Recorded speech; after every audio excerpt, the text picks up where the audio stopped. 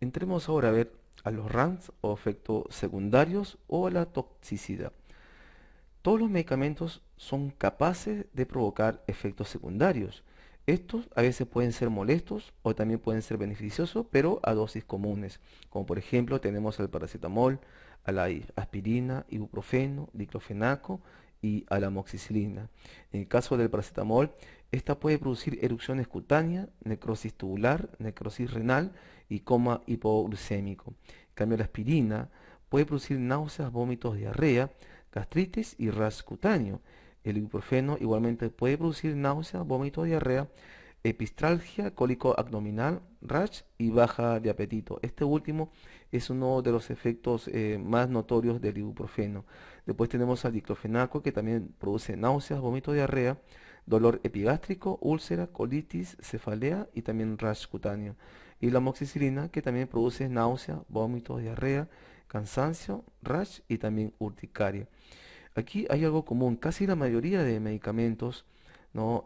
Más del 50% siempre produce náusea, vómitos y diarrea como efecto secundario, pero no en todas las personas.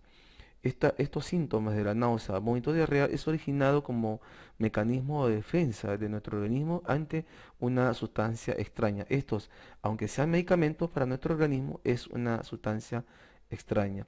Existen efectos secundarios que pueden ser predecibles y que pueden estar relacionados con la acción del fármaco y dependiente de la dosis. Por ejemplo, la sobredosificación que es producida por dosis alta de estos medicamentos. Los efectos colaterales por la acción farmacológica del fármaco no deseado. Los efectos secundarios que están ligados a la acción farmacológica, como por ejemplo la gastritis que puede producir los SAINES o el ibuprofeno en este caso. Y también puede producirse interacciones farmacológicas por efecto aditivo, por interacciones físico-químicas, por una absorción gastrointestinal, por competencia por los ligandos plasmáticos, por alteración del metabolismo, por alteración de la excreción y por teratoxicidad de diversos fármacos en la gestación. Existe otro tipo de reacciones adversas o efectos secundarios que son no predecibles. Estas no están relacionadas con la acción del fármaco, sino más bien de la respuesta del individuo. Aquí en el individuo puede producirse intolerancia, como por ejemplo el parkinsonismo por ciertos antivertiginosos. Puede existir idiosincrasia por el efecto cualitativamente anómalo y sin base inmunológico, como por ejemplo el asma que podría producir en algunas personas la aspirina, y la alergia, que es un efecto cualitativamente anómalo y con base inmunológico demostrable, como a la anafilaxia por penicilina o la alergia a las penicinas, muy comunes en la mayoría de personas. ¿Qué es la sobredosificación o la toxicidad con medicamento? Esto es el consumo de drogas voluntaria o involuntariamente, pero a dosis grandes o dosis no comunes, produciendo efectos nocivos sobre nuestro organismo. Estas causas de sobredosificación son por el exceso de la dosis de cualquier tipo de medicamento. Los RAN son a dosis comunes sobre personas que son susceptibles o alérgicas, muy distinto a la sobredosificación o a la toxicidad de medicamentos. Los efectos indeseables pueden ser de origen genéticos. Algunas afecciones o síntomas que puede producirse la sobredosificación de algún medicamento, como por ejemplo la irritación local de la mucosa, que es producida con vómitos y diarrea, como el caso del arsénico. Puede producirse una úlcera gastroduodenal con hemorragia, que es producida por los corticoides, y también depresión del sistema nervioso. Puede producirse depresión también del sistema nervioso por el consumo de barbitúricos, perdón, a dosis grandes.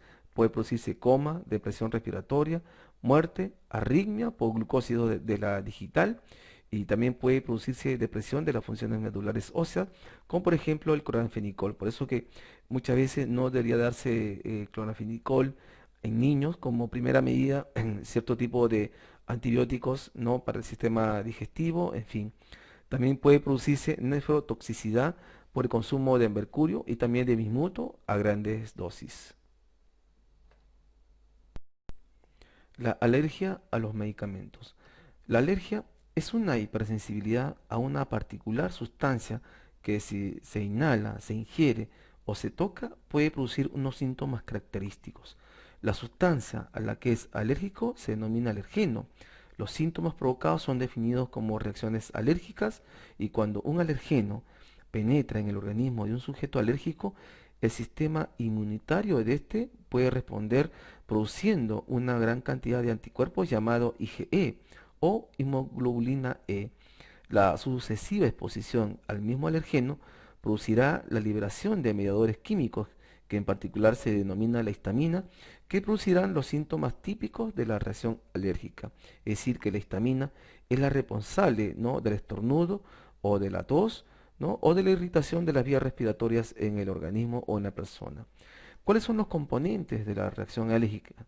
Tenemos al alergeno, como habíamos mencionado, que es la sustancia causante de la alergia, a la inmunoglobulina E o IgE, que es el anticuerpo producido por el sistema inmunológico en respuesta al alergeno, los mastocitos, que son las células especiales que se encuentran en la piel y en los órganos húmedos del cuerpo, como la nariz, los ojos, la boca, que están cargadas de gránulos de histamina.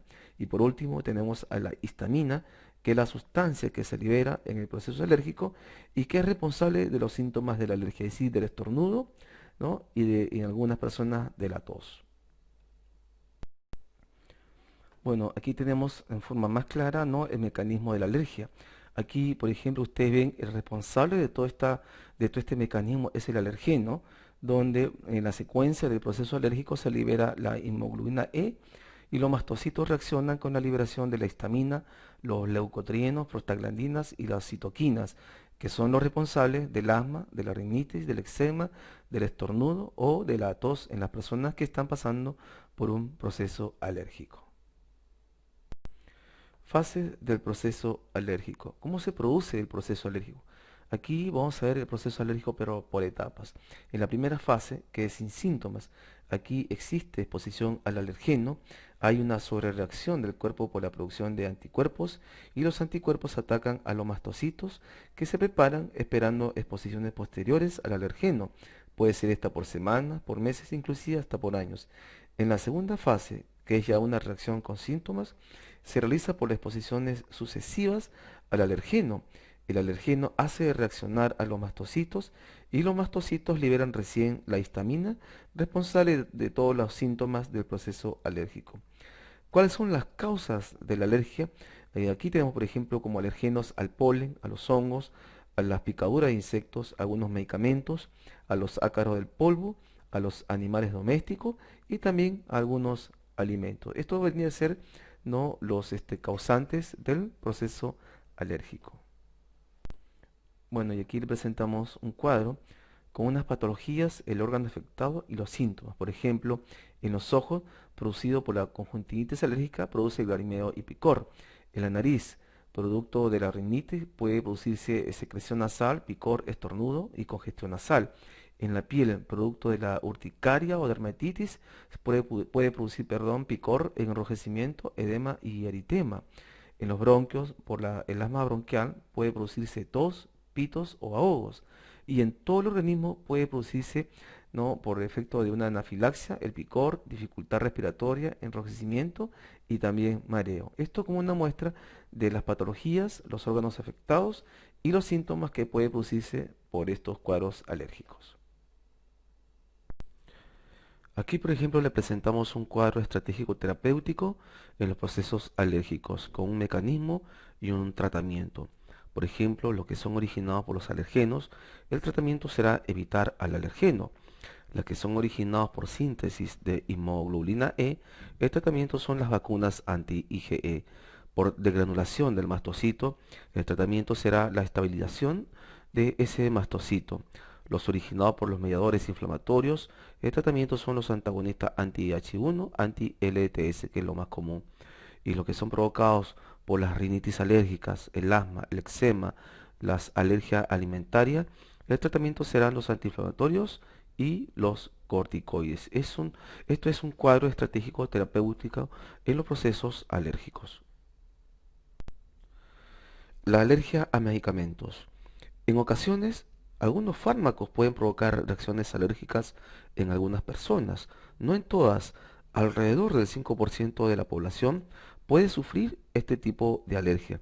Las personas alérgicas Deben evitar totalmente los fármacos que les producen alergia e informar al especialista de cualquier otra reacción a medicamentos.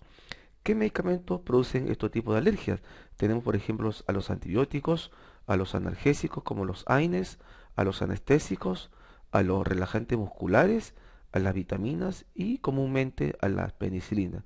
Por eso que es importante que nosotros los farmacéuticos y los auxiliares de farmacia preguntemos siempre a una persona, sobre todo si toma antibióticos, si es que es alérgico a algún tipo de antibiótico. ¿Qué tratamiento se le da a este tipo de personas? Las reacciones alérgicas medicamentosas no tienen un tratamiento específico.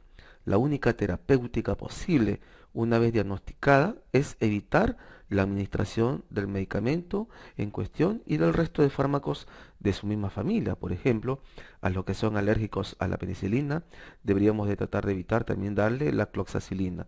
A los que son alérgicos, por ejemplo, al ibuprofeno, debemos evitar también darle, ¿no? Otro tipo de medicamento relacionado con el ibuprofeno, como el naproxeno o el ketoprofeno. Al contrario que otras alergias, este tipo de alergia no suele desaparecer con la edad, por lo que en principio, una vez demostrada, se recomienda que el paciente no vuelva a tomar nunca más en su vida el medicamento que le produce el proceso alérgico. Bueno, ahora entremos a ver la dosificación. Como sabemos, todo tipo de medicamento debe ingresar al ser humano o al ser vivo con una cantidad determinada llamada dosificación. Pero ¿qué cosa es la dosificación? La dosificación es la cantidad en miligramos, en mililitros, en centímetros cúbicos de una droga que debe administrarse a un ser vivo o a una persona para producir un efecto terapéutico determinado. Pero ¿qué factores intervienen en la dosificación? Tenemos, por ejemplo, a la edad, tenemos al peso, inclusive al sexo y a la condición fisiopatológica del paciente. Dentro de los tipos de dosis que podemos mencionar o que existen, tenemos a la dosis terapéutica, que es la que produce el efecto deseado, a la dosis mínima, que es la menor cantidad de concentración de un medicamento que produce el efecto terapéutico. Tenemos a la dosis máxima, que es la mayor cantidad en sustancia de un tipo de medicamento para producir un efecto. Tenemos a la dosis tóxica, que es la que produce los efectos indeseables los efectos peligrosos en el ser humano. Después tenemos a la dosis letal, que es la que produce, ¿no?, la muerte. También tenemos a la dosis media o efectiva, que es la que produce un efecto terapéutico en el 50% de un grupo de personas. Pero la dosis usual es aquella que se espera pueda producir el efecto terapéutico en las personas. Estos son, ¿no?, los tipos de dosis que podríamos encontrar en la literatura de farmacología. Estos tipos de dosis son tomadas en cuenta siempre cuando un laboratorio, ¿no?, está fabricando un producto o está descubriendo un producto para lanzarlo al mercado. A continuación, les voy a presentar unos ejemplos de unos cálculos de dosis usados en clínica. Por ejemplo, tenemos a la fórmula de Dilling, que es usado en niños de la segunda infancia. Y la fórmula, como ustedes ven, es la edad en años sobre 20 por las dosis del adulto. Tomemos como ejemplo el paracetamol de 500 miligramos. Al reemplazar esta fórmula, tenemos, por ejemplo, para un niño de 2 años, por 500 miligramos de paracetamol sobre 20, va a ser igual a 50 miligramos. Es decir, que para un niño de 2 años vamos a necesitar 50 miligramos de paracetamol. Después tenemos al cálculo de Friend, que es usado para niños lactantes, y la fórmula es distinta a la anterior.